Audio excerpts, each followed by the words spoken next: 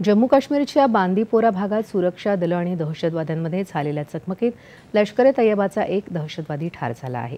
या भागात काही दहशतवादी लपून बसले असल्याची विशिष्ट गुप्तचर माहिती मिळाल्यानंतर भारतीय लष्कर आणि जम्मू आणि काश्मीर पोलिसांनी बांदीपोराच्या कोलनार अजसच्या भागात संयुक्त शोध मोहीम सुरू केली। त्यानंतर सुरक्षा दल आणि दहशतवाद्यांमध्ये चकमक सुरू झाली। या चकमकीत 2 पोलीसही जखमी झाले आहेत। दरम्यान उधमपूर चकमकीत काल शहीद झालेले हवालदार जे अली शेख यांच्या पार्थिवावर आज लष्कराकडून श्रद्धांजली वाहण्यात आली।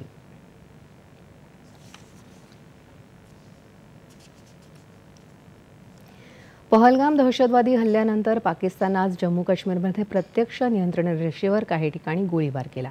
भारतीय लष्कराने यात चोख प्रत्युत्तर दिलं। यात कोणतीही जीवितहानी झालेली नाही अशी माहिती भारतीय लष्कराने दिली आहे।